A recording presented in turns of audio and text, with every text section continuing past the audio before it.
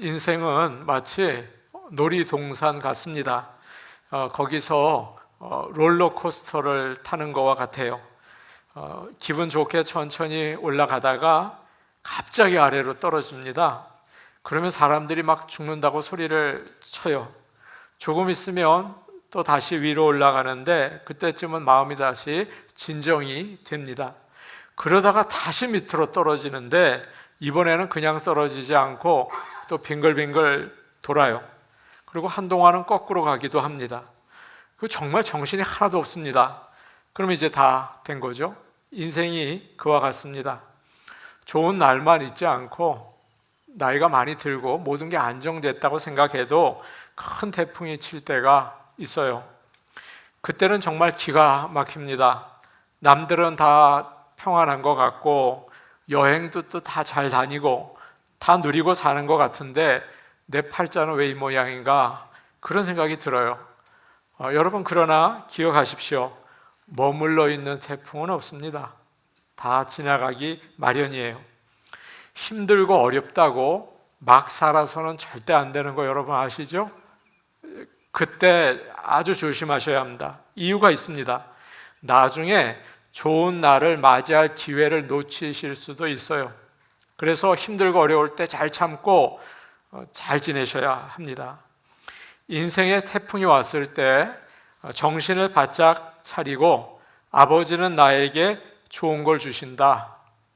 모든 것이 합력하여 선을 이룬다. 여러분 그걸 꼭 붙잡으셔야 합니다. 그거 놓치면 나중에 어려워져요. 힘든 시간에 하나님은 나에게 좋은 걸 주신다. 합력하여 선을 이루신다.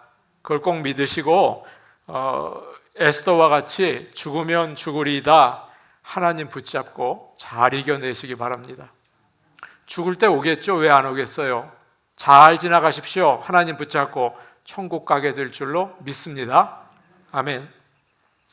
에스더를 보시면 페르시아에 사는 유대 민족이 잘 살았거든요. 이민자들이. 근데 기가 막힌 일이 생겼습니다.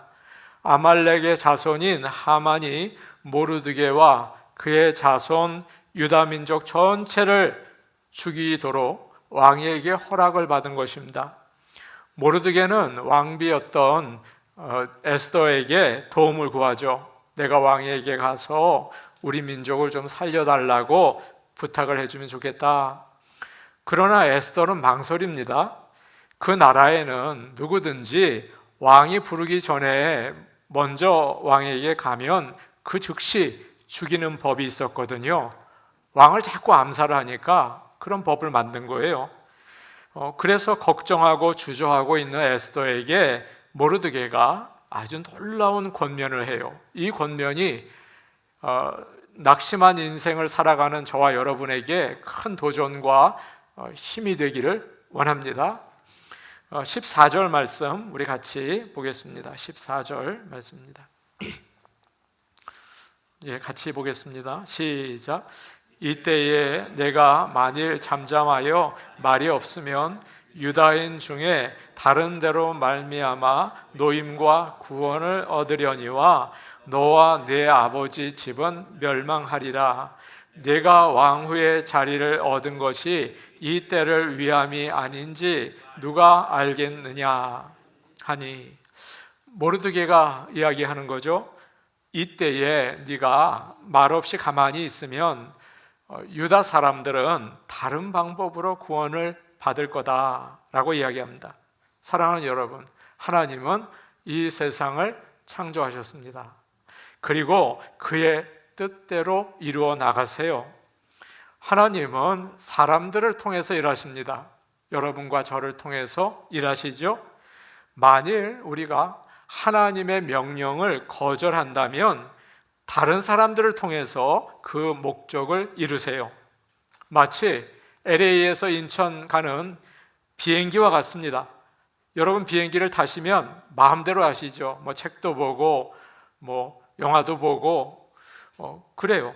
그러나 그 비행기는 항로를 따라서 목적지까지 가는 것이죠. 하나님의 계획도 마찬가지예요. 사람들이 불순종을 해도 조금도 방해받지 않으시고 그의 목적을 이루십니다. 아멘. 사울 왕이 말을 안 듣습니다. 하나님 명령을 듣지 않아요. 여러분, 이스라엘이 망했습니까? 아니에요. 그 다음에 사울보다 훨씬 훌륭한 다윗이 나라를 다스렸습니다. 엘리와 그의 두 아들 홈리와 비느하스가 게으르고 성전을 아주 더럽혔죠. 하나님의 일이 문 닫았습니까? 아니에요. 그 다음에는 하나님의 음성을 잘 듣는 사무엘이 하나님께서 준비시키셨어요. 그래서 하나님의 그 역사가 더욱 힘차게 일어났습니다. 에스더가 두려워서 나는 왕 앞에 못 나가겠다, 아무 일도 하지 않고 가만히 있으면 유다 사람들이 다 죽게 될까요? 아니죠.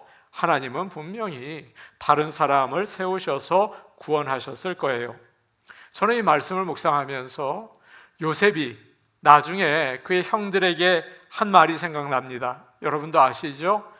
형님들은 나를 해치려고 하셨지만 하나님께서는 그것을 선으로 바꾸셔서 오늘날 많은 사람의 생명을 구하셨습니다. 그렇게 지나 보니까 그걸 알게 된 것입니다. 하나님께서 우리에게 하나님의 일을 맡기시는 것은 도움이 필요하셔서가 아니에요. 여러분, 그걸 기억하십시오. 우리가 하나님을 알고 하나님께 영광 돌릴 수 있는 기회를 주시는 거죠. 하나님의 은혜입니다. 하나님께서 우리 가정을 맡기셨을 때, 이게 나 왜 이렇게 어렵냐, 그렇게 생각하지 마시고 하나님의 그 귀한 손길과 하나님께 영광 돌리시는 기회가 되기를 원합니다. 아멘. 우리가 하나님의 일을 하지 않거나 게을러서 뒤로 물러날 때가 있어요.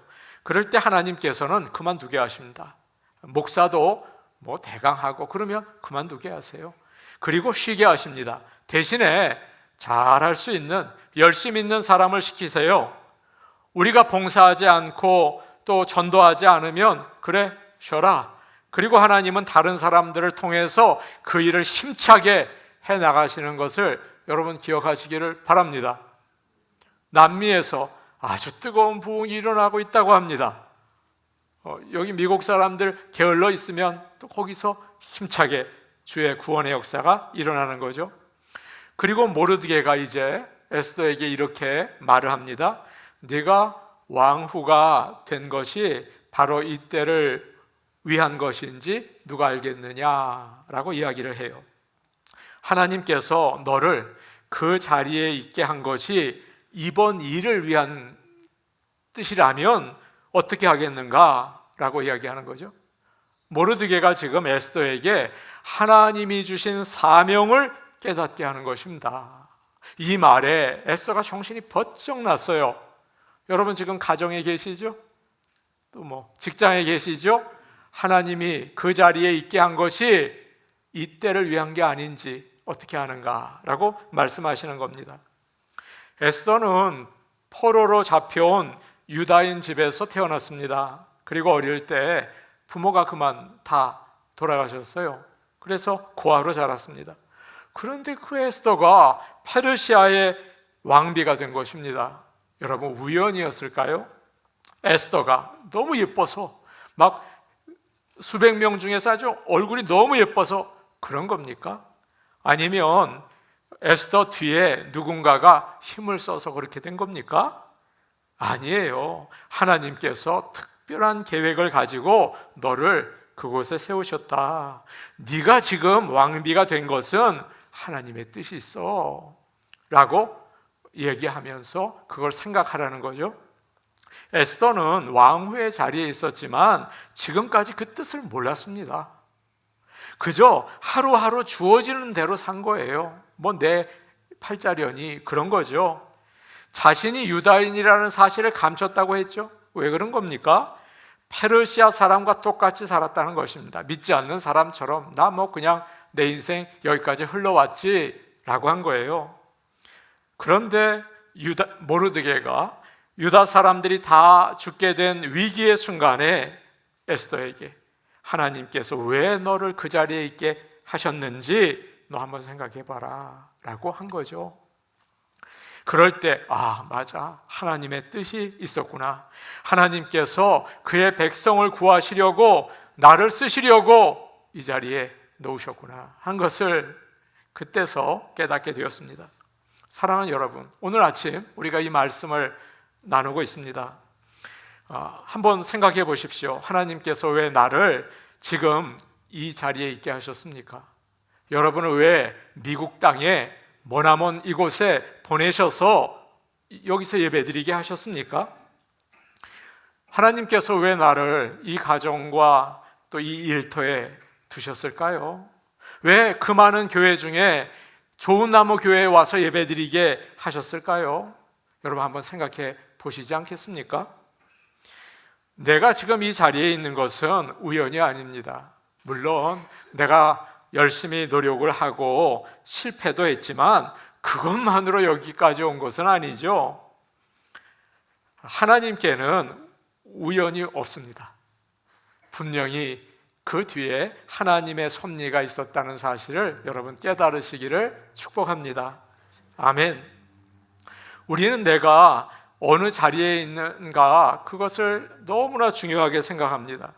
내 자리 때문에 너무 기뻐해서 막 가슴을 내밀고 자랑하기도 하고, 내 자리 때문에 부끄러워하고 절망하고 다른 사람 막 질투하기도 하고 그래요.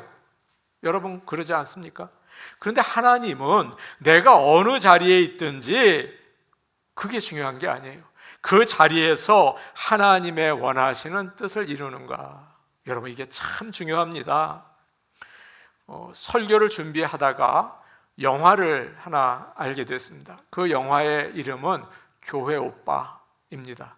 제가 알기로는 여기 부엔나팍 CGV 그 극장에서 상영한 것으로 알고 있는데요, 이 영화는 실제 30대 젊은 부부가 암 진단을 받고 투병하는 다큐멘터리예요.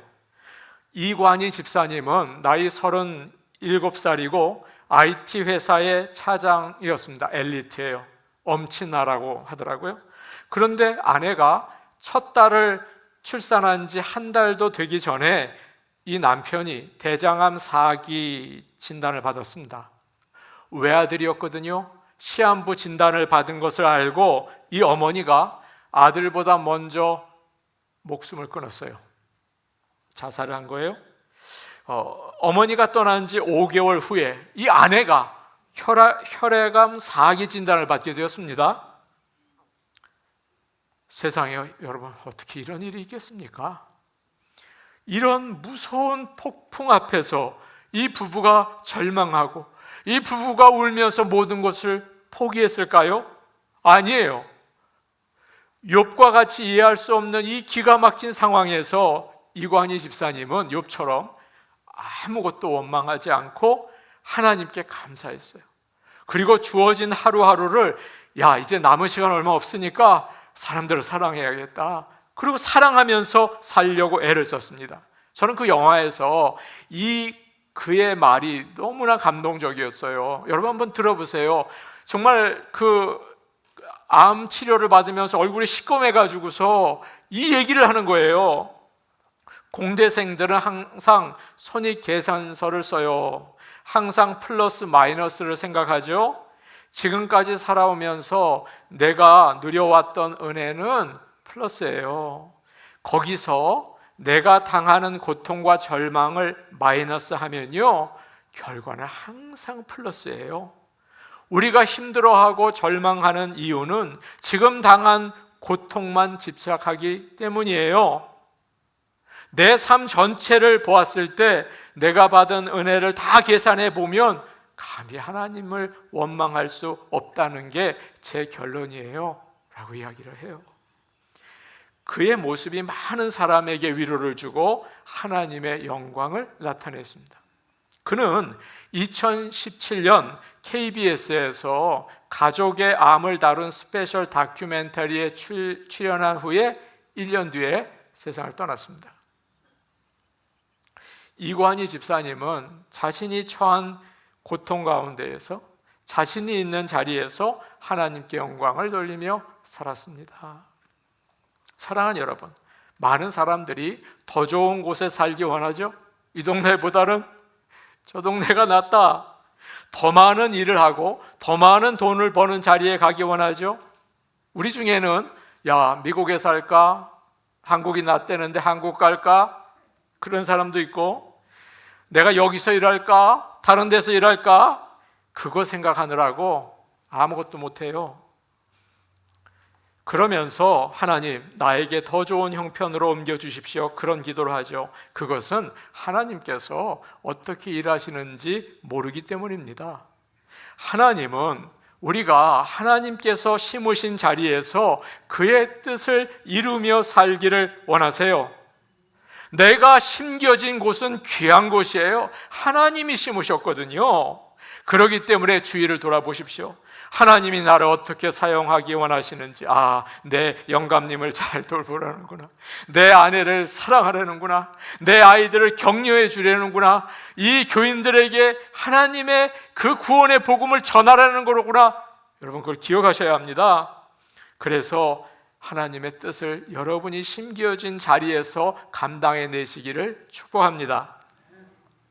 미국의 유명한 여성 방송인 오프라 윈프리라는 여인이 있습니다. 그 여인이 자기의 인생의 4가지 사명을 이야기했습니다. 4가지 가운데 2가지가 제 마음에 딱 와닿아서 여러분에게 소개하기 원합니다. 첫 번째, 남들보다 더 가진 것이 있다면 그것은 축복이 아니라 사명입니다. 두 번째, 남들보다 아픈 상처가 있다면 그것은 고통이 아니라 사명입니다. 예수 그리스도의 보배로운 피로 구원을 받은 우리는 여러분 이렇게 기도해야 합니다. 하나님, 지금 나의 자리에서 하나님께서 맡기신 일, 주님이 나를 통해서 이루고자 하시는 일을 제가 감당하기 원합니다. 하나님 도와주세요 라고 기도하십시오. 그럴 때 여러분은 정말 하나님의 인도하심을 받게 될 줄로 믿습니다. 아멘. 15절과 16절 말씀 우리 같이 보겠습니다. 15절, 16절 말씀입니다. 함께 보십니다. 시작. 에스더가 모르드게에게 화답하여 이르되, 당신은 가서 수산에 있는 유다인을 다 모으고 나를 위하여 금식하되 밤낮 3일을 먹지도 말고 마시지도 마소서. 나도 나의 시녀와 더불어 이렇게 금식한 후에 규례를 어기고 왕에게 나아가리니 죽으면 죽으리이다 하니라. 아멘. 유다인들이 다 이제 죽게 됐습니다. 왕의 조소가 내려졌죠. 결정된 사항이에요. 바꿀 수 없습니다. 집행만 남아 있어요. 완전히 절망적인 상황 아닙니까? 에스더는 왕 앞에 나가려니까 자신이 없었습니다. 걱정도 됐고요. 자기 힘으로는 도저히 이 문제를 해결할 수가 없을 정도로 큰 거예요. Perfect storm입니다. 그러나 그녀는 하나님의 능력을 믿었어요. 그리고 여러 사람들이 함께 기도할 때 하나님께서 응답하신다는 것도 알았습니다. 그래서 모르드게에게 부탁을 하죠.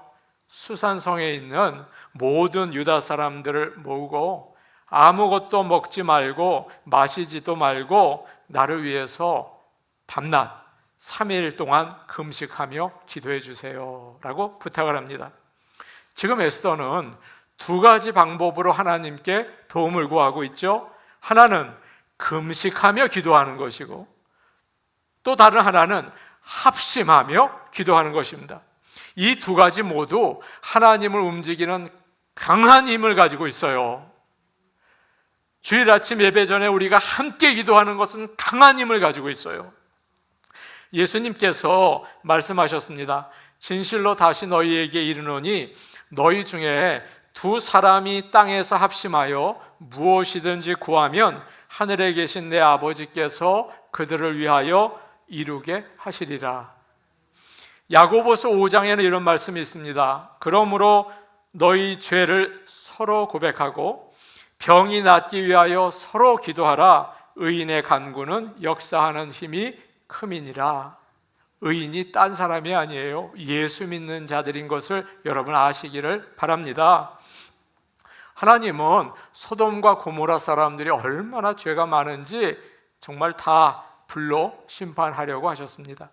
그때 아브라함이 거기에 있는 자기 조카 롯을 좀 살려달라고 하나님께 기도합니다. 자기 일처럼 말이죠. 하나님께서는 그 아브라함의 중보 기도를 들으시고 롯을 살려주세요. 그의 가족도 구해주세요. 예전에 목장에서 아픈 모곤을 위해서 기도한 적이 있습니다. 그 모곤이 수술을 받게 됐어요. 그런데 그 나머지 모곤들이 참 제가 감동적인 게 그 시간에, 그 수술 시간에 하던 일을 다 멈추고 각자의 자리에서 기도했어요. 정말 감동적이었어요, 저는. 그래서 하나님께서 그 기도를 들으시고 그분을 일으켜 주셨어요. 사랑하는 여러분, 그런 역사가 교회에서 일어나야 하는 것입니다. 그런 교회가 되기를 축복합니다. 오늘 말씀에서 금식이라는 말이 나옵니다. 금식은 음식을 먹지 않는 거예요. 보통 유대인들은 금식을 하면 하루 종일 하지 않습니다. 해가 뜰 때부터 해가 질 때까지 하고 그 다음에는 마음껏 먹는 거죠. 그런데 지금 에스더가 부탁한 금식은 달라요. 뭐라고 얘기합니까? 밤낮 3일 동안 먹지 말고 마시지도 말라고 합니다. 그러면 먹지도 않고 마시지도 않으면 됩니까? 아니에요. 3절을 보시면 유다인들이 금식하며 울고 부르짖었다라고 되어 있지 않아요? 금식은 간절히 기도하면서 하는 것입니다. 이번 주에 금식합시다 그러면 굶기만 하는 게 아니에요. 먹지 않으면 배가 고프죠. 그러면 괴롭죠. 금식은 괴롭히는 것입니다. 하나님, 너무 괴로워서 제가 밥을 먹을 수가 없습니다. 제가 이 문제 때문에 너무 힘들어서 잠도 잘 수 없습니다. 도와주세요. 그 마음을 가지고 하나님께 향하는 것입니다. 어떤 분들은 오늘날 무슨 금식인가? 사람들이 다 편하려고 하고 더 맛있는 것만 찾는 이때에 누가 금식을 하나? 그건 구약 시대에나 나온 것이지 율법주의자들이나 하는 아주 보수들이나 하는 일이다 그렇게 생각을 해요. 아닙니다. 여러분, 예수님께서 세례라는 말보다 금식이라는 말을 더 많이 하신 거 아세요? 주님은 믿는 자들이 금식하기를 원하세요. 하나님께서는 우리를 한 번씩 코너에 모십니다. 그 이유는 간단하죠. 하나님을 붙들라, 하나님을 의지하라는 뜻입니다. 여러분은 위기의 순간에 어떻게 하세요? 우리는 하나님을 믿는다고 하면서 실제로 어두움이 닥치면 걱정하고 원망하고 한숨 쉬고 이제 내 인생 끝났다 그러지 않습니까? 가정이나 일터에 어려운 문제가 있을 때 하나님이 살아계시는 것을 체험하시기를 바랍니다. 아주 좋은 기회입니다. 금식하며 기도하시기 바랍니다. 금식이 좋은 게 한 가지가 있는데 그 효과가 대단히 빠릅니다. 하나님이 빨리 역사하세요. 환경을 바꾸시기도 하고 사람을 바꾸시기도 합니다. 이사야 58장 8절과 9절 말씀이에요. 그리하면 내 빛이 새벽빛같이 비칠 것이며 내 치유가 급속할 것이며 내 공의가 내 앞에 행하고 여호와의 영광이 내 뒤에 호위하리니 내가 부를 때에 나 여호와가 응답하겠고 내가 부르짖을 때에 내가 여기 있다 하리라. 아멘.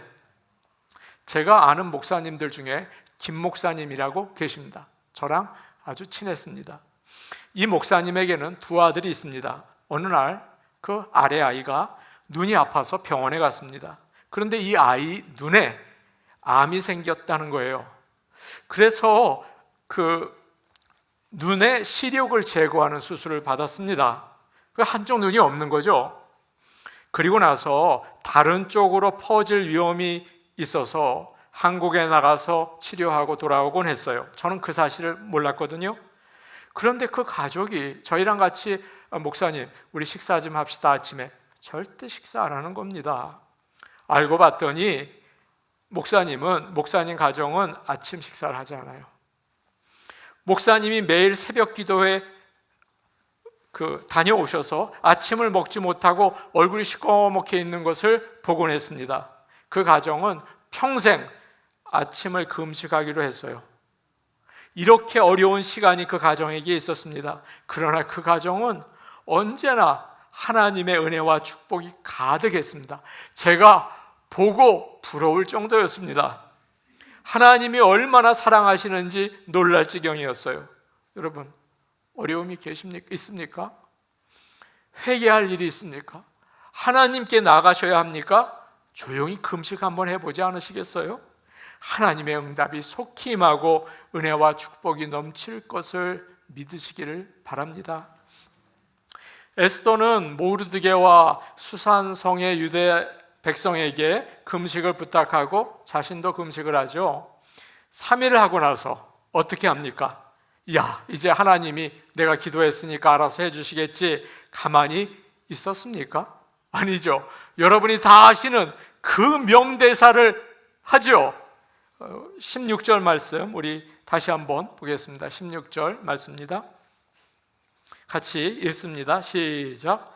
당신은 가서 수산에 있는 유다인을 다 모으고 나를 위하여 금식하되 먹지도 말고 마시지도 마소서. 나도 나의 시녀와 더불어 이렇게 금식한 후에 규례를 어기고 왕에게 나아가리니 죽으면 죽으리이다 하니라. 아멘. 죽으면 죽으리이다. 여러분, 무슨 뜻입니까? 에라 모르겠다, 그저 죽자, 그런 뜻입니까? 사람들이 자꾸 나에게 왕에게 나가라고 하니까 아이 그래, 그냥 왕에게 가지 뭐, 그냥 죽으면 죽는 거지, 그런 뜻입니까? 아니에요. 이 말의 뜻은 하나님의 뜻을 받아들일 준비가 됐다는 말입니다. 결과가 어떻게 될지 하나님께 모든 걸 맡깁니다. 살려주시면 땡큐고 죽어도 괜찮습니다. 그런 뜻이에요. 이 말은 하나님의 사명을 깨닫고 그 일을 감당하기로 결심한 사람들만 할 수 있는 말입니다. 다니엘의 세 친구가 풀무불에 던져졌을 때 여러분, 그들의 마음이 어땠을까요? 죽으면 죽으리다예요.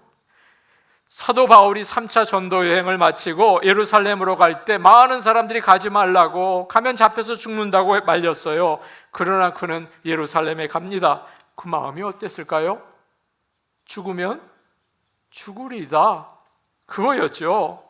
에스더는 지금 자기가 있는 자리에서 하나님의 사명을 깨닫고 아수에로 왕 앞에 나아갑니다.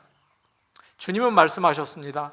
내가 진실로 진실로 너희에게 이르노니 한 알의 밀이 땅에 떨어져 죽지 아니하면 한 알 그대로 있고 죽으면 많은 열매를 맺느니라. 죽는 게 필요하다는 거예요. 예수님은 우리의 죄를 용서하시기 위해서 십자가에서 죽으셨습니다. 그때 죄와 사탄과 죽음이 물러가고 믿는 사람들이 구원을 받고 하늘나라에 가게 되었습니다. 씨앗이 나는 차고 어두운 땅에 들어가는 거 싫어, 그래서 고개를 내밀고 위에 있다면 어떨까요? 말라 죽는 거죠.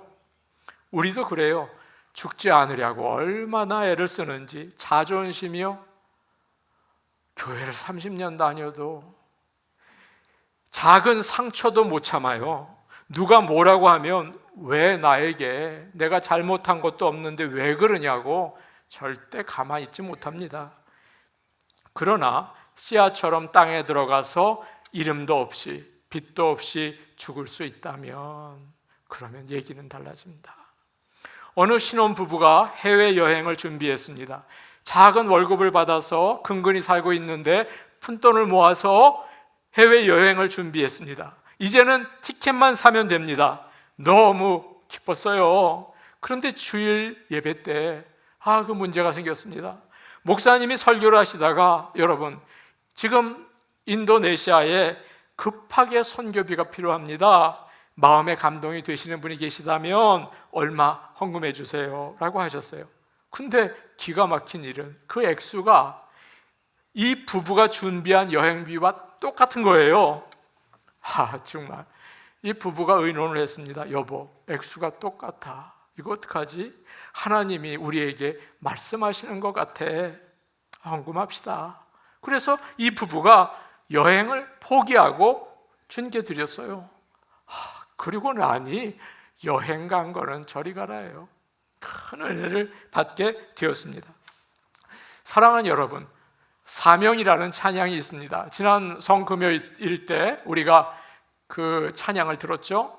이 찬양은 주님이 가신 그 길을 목숨도 아끼지 않고 따라가겠다는 신앙 고백이에요. 많은 사람들이 좋아합니다. 그 가사 한번 들어보십시오. 주님이 홀로 가신 그 길 나도 따라가오. 모든 물과 피를 흘리신 그 길을 나도 가오. 험한 산도 나는 괜찮소. 바다 끝이라도 나는 괜찮소. 죽어가는 저들을 위해 나를 버리길 바라오. 아버지 나를 보내주오. 나는 달려가겠소. 목숨도 아끼지 않겠소. 나를 보내주오. 여러분, 이 찬양이, 이 가사가 성령의 역사로 감동이 되시기를 바랍니다.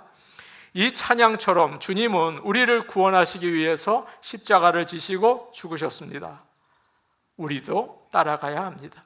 좁은 길이 고생 같지만 그 길이 사는 길입니다. 어리석은 게 아닙니다. 영원한 생명을 얻고 아버지에게 높임을 받는 길이에요. 그래서 죽으면 죽으리이다. 에스더의 그 고백을 기억하시고 주님 앞에 나가시기를 축복합니다. 아멘. 우리 같이 기도하겠습니다. 오늘 오신 아버지 하나님, 우리를 이 자리에 서게 하셨습니다. 다른 좋은 자리를 바라보며 아쉬워하고 질투하며 안타까워합니다. 아버지, 이 어리석은 저희를 용서하시고 나를 보내신 이 사명의 자리에서 하나님의 일들을 잘 감당해내게 하여 주시옵소서. 아버지 하나님, 성령의 충만함을 주셔서 죽으면 죽으리이다 라는 결단의 고백까지 할 수 있게 도와 주시옵소서. 예수님의 이름으로 기도하옵나이다. 아멘.